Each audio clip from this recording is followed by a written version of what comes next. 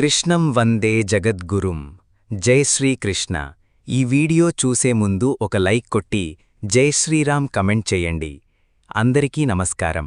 ఈ నెల మే 17వ తేదీన ఆదివారం నుండి అధిక జ్యేష్ఠమాసం ప్రారంభమై వచ్చే నెల జూన్ 15 వరకు అధిక జ్యేష్ఠమాసం ఉంటుంది. ప్రతి 3 సంవత్సరాలకొకసారి ఈ అధిక మాసం ఏర్పడుతుంది. అయితే ఈ అధిక మాసంలో శుభకార్యాలకు దూరంగా ఉండాలి. ఎందుకంటే ఈ అధిక మాసంలో శుభకార్యాలు చెయ్యడానికి ఎటువంటి ముహూర్తాలు ఉండవు. అసలు అధిక జ్యేష్ఠమాసమంటే ఏమిటి, ఈ నెలలో ఎలాంటి శుభకార్యాలు చెయ్యకూడదు, పాటించాల్సిన నియమాల గురించి ఈ వీడియోలో తెలుసుకుందాం. ఈ నెల మే 17 నుండి అధిక జ్యేష్ఠమాసం ప్రారంభం కాబోతోంది. దీన్ని పురుషోత్తమ మాసమని అంటారు. ఈ అధిక మాసానికి అధిపతి శ్రీమహావిష్ణువు.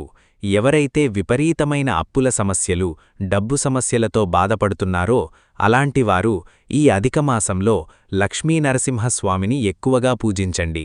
రుణబాధలు తొలగిపోయి మీ ఇంటికి విపరీతమైన ధనాకర్షణ పెరుగుతుంది. ఈ అధిక జ్యేష్ఠమాసాన్ని శూన్యమాసమని అంటారు. కాబట్టి ఈ నెలలో శుభకార్యాలు చేస్తే ఆ కార్యానికి గ్రహబలం ఉండదు. కాబట్టి ఈ అధిక మాసంలో అంటే మే 17 నుండి జూన్ 15 వరకు శుభకార్యాలకు దూరంగా ఉండాలి. ముఖ్యంగా ఈ నెలలో వివాహాలు చెయ్యకూడదు. అలా చేస్తే దంపతుల మధ్య కలహాలు, అశాంతి ఏర్పడే అవకాశం ఉంటుంది. అలాగే నూతన గృహప్రవేశాలు చెయ్యకూడదు. ఈ నెలలో గృహప్రవేశాలు చేస్తే ఆర్థిక ఇబ్బందులు ఏర్పడతాయి. అలాగే కొత్తగా ఇల్లు కట్టుకునేవారు శంకుస్థాపన పనులు కూడా చెయ్యకూడదు. ఒకవేళ చేస్తే మాత్రం మీ ఇంటి నిర్మాణంలో ఆటంకాలు ఏర్పడే అవకాశం ఉంటుంది. అలాగే కొత్తగా భూములు కొనడం, ఆస్తులు కొనడం చెయ్యకూడదు. అలాగే ఈ నెలలో కొత్తగా వ్యాపారాలు ప్రారంభించకూడదు. ఈ నెలలో నూతన వ్యాపారాలు ప్రారంభిస్తే మీ వ్యాపారంలో లాభాల కన్నా నష్టాలే ఎక్కువగా వస్తాయి. అలాగే పిల్లలకు నామకరణ వేడుకలు, చెవులు కుట్టించడం చెయ్యకూడదు. అలాగే నిశ్చితార్థపు వేడుకలు, కొత్త వాహనాలు కొనడం అస్సలు చేయకండి. ముఖ్యంగా ఈ అధిక మాసంలో శుభకార్యాలకు కూడా ముహూర్తాలు పెట్టించకూడదు. ఈ అధిక మాసానికి శ్రీమహావిష్ణువు అధిపతి కాబట్టి ఈ నెల రోజులు శ్రీమహావిష్ణువుని ఎక్కువగా పూజించండి. మీ కష్టాలన్నీ వెంటనే తీరిపోతాయి. అయితే ప్రతిరోజూ విష్ణుమూర్తిని పూజించలేనివారు ప్రతిరోజూ ఉదయాన్నే స్నానం చేసి మీ పూజగది ముందు కూర్చొని ఓం నమో నారాయణాయ అనే మంత్రాన్ని 108 సార్లు జపించండి. మీ కుటుంబం మొత్తానికి చాలా మంచి జరుగుతుంది. ఈ మాసంలో మీకు వీలైనంతవరకు సాయంత్రం పూట తులసికోటలో దీపం వెలిగించి తులసికోటకు 11 ప్రదక్షిణాలు చేసి నమస్కారం చేసుకోండి. ఆడవారికి దీర్ఘ సుమంగళ యోగం సిద్ధిస్తుంది. మీ భర్త ఆదాయం కూడా పెరుగుతుంది. ఈ అధికమాసంలో తప్పనిసరిగా 33 వత్తులతో దీపదానం చేయాలి. లేదా ఏదైనా విష్ణుమూర్తి దేవాలయంలో 33 వత్తులతో దీపం వెలిగించండి. ఇక సంతానం కోసం ఎదురుచూసే దంపతులు ఈ అధిక జ్యేష్ఠమాసంలో సత్యనారాయణ వ్రతాన్ని చేస్తే సంతాన ప్రాప్తి కలుగుతుంది. కంటి వ్యాధులు, చర్మ సమస్యలతో ఇబ్బంది పడేవారు ఈ అధిక మాసంలో ప్రతిరోజూ సూర్య నమస్కారాలు చేసుకోండి. విశేషంగా ఈ అధిక మాసంలో తిరుపతి, భద్రాచలం వంటి వైష్ణవ దేవాలయాలకు వెళితే కోటి జన్మల పుణ్యఫలితం లభిస్తుంది. అలాగే ఈ మాసంలో ఏది చేసినా చెయ్యకపోయినా రావి చెట్టును మాత్రం ఖచ్చితంగా పూజించండి. రావి చెట్టులో త్రిమూర్తులు నివసిస్తారు. కాబట్టి రావి చెట్టు కింద నువ్వుల నూనెతో దీపం వెలిగించి రావి చెట్టుకు 7 ప్రదక్షిణాలు చేస్తే మీ జాతకంలో ఉన్న శనిదోషాలు తొలగిపోయి ధనలాభం కలిసి వస్తుంది.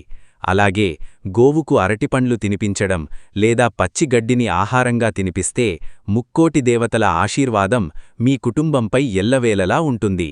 ఈ అధిక జ్యేష్ఠమాసంలో మాంసాహారానికి దూరంగా ఉండాలి.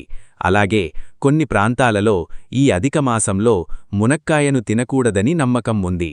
అయితే ఈ నెలలో తప్పనిసరిగా ఒక చిన్న దక్షిణావృత శంఖన్ని తెచ్చుకొని మీ పూజగదిలో పెట్టుకోండి. ఈ అధిక జ్యేష్ఠమాసంలో దక్షిణావృత శంఖన్ని తెచ్చుకొని మీ ఇంట్లో పెట్టుకుంటే ఆర్థికంగా బాగా అభివృద్ధి చెందుతారు. అలాగే ఇంట్లో తులసికోట లేనివారు కొత్తగా తులసికోటను తెచ్చుకోండి. మీ ఇంటికి చాలా మంచి జరుగుతుంది. ఈ జ్యేష్ఠమాసంలో లక్ష్మీ స్వరూపమైన తులసిని ఇంటికి తెచ్చుకుంటే మీ ఇంట్లో సుఖసంతోషాలు పెరుగుతాయి. ఈ అధిక మాసంలో వచ్చే ప్రతి శనివారం నాడు లక్ష్మీనారాయణుణ్ణి తప్పనిసరిగా పూజించాలి.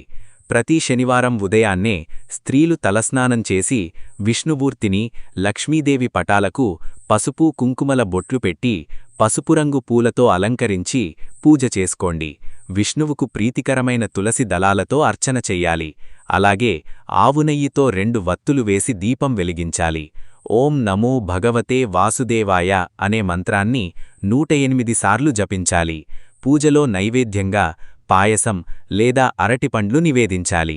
ఈ విధంగా చాలా సులభంగా ఈ అధికమాసంలో వచ్చే ప్రతి శనివారం నాడు విష్ణుమూర్తిని పూజిస్తే మీ కుటుంబం మొత్తానికి ఎన్నో శుభఫలితాలు కలుగుతాయి. ఈ అధికమాసంలో ఉసిరి చెట్టును పూజించినా చాలా మంచిది. ఉసిరి చెట్టు మొదట్లో కొన్ని పాలు పోసి నెయ్యి దీపం వెలిగించి ఉసిరి చెట్టుకు నమస్కారం చేసుకుంటే అఖండ లక్ష్మీ కటాక్షం లభిస్తుంది. అలాగే ఈ జ్యేష్ఠమాసంలో స్నానం చేసేటప్పుడు నీటిలో కొన్ని వస్తువులు వేసుకొని స్నానం చేస్తే ఎన్నో శుభఫలితాలు కలుగుతాయి. నీటిలో కొంచెం పసుపు కలిపి స్నానం చేస్తే జాతకంలో గురుబలం పెరిగి అదృష్టం పెరుగుతుంది.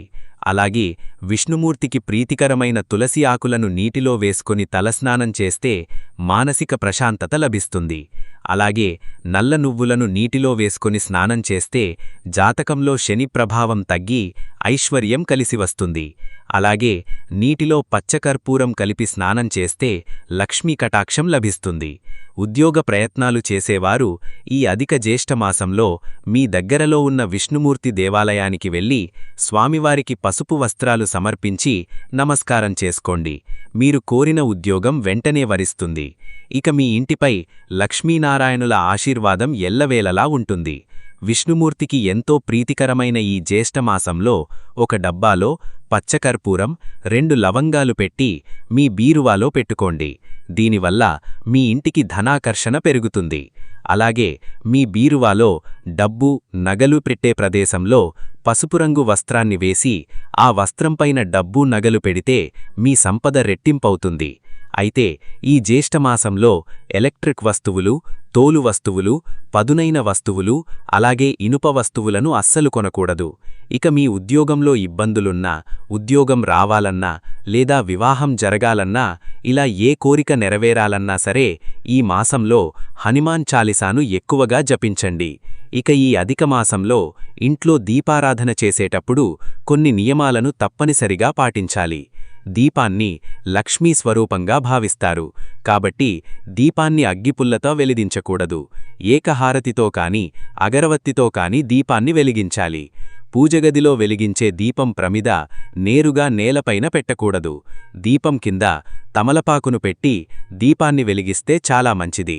అలాగే దక్షిణముఖంగా దీపం వెలిగించకూడదు. ఈ అధిక మాసంలో చేసే దానాలకు అక్షయ ఫలితాలు లభిస్తాయని నమ్మకం. విశేషంగా ఈ మాసంలో మజ్జిగనీళ్లు దానం చేస్తే అత్యంత పుణ్యఫలితం లభిస్తుంది. అలాగే ఈ అధిక జ్యేష్ఠమాసంలో బ్రాహ్మణులకు విసిరికర్రను దానం చేస్తే దారిద్రబాధలన్నీ వెంటనే తొలగిపోతాయి. అలాగే ఈ నెలలో ఒక్కసారైనా సరే ఆకలితో ఉన్న పేదలకు కడుపు నిండా భోజనం పెడితే మీరు అనుభవిస్తున్న దారిద్రబాధలన్నీ తొలగిపోయి ఐశ్వర్య ప్రాప్తి సిద్ధిస్తుంది. అలాగే ఈ నెలలో నదీ స్నానాలు చేస్తే జన్మజన్మల పాపాలన్నీ వెంటనే తొలగిపోతాయి. ఈ మాసంలో తలస్నానం చెయ్యాలంటే కొన్ని నియమాలు పాటించాలి. ఈ నెలలో వచ్చే ప్రతి శనివారం నాడు మీ శరీరమంతా నువ్వుల నూనెతో మర్దన చేసుకొని తలస్నానం చేస్తే ఆయురారోగ్యాలు కలుగుతాయి. అయితే మంగళవారం మరియు శుక్రవారం పూట తలస్నానం చెయ్యకండి. ఈ మాసంలో విష్ణు సహస్రనామాలు జపిస్తే మానసిక ప్రశాంతత లభిస్తుంది.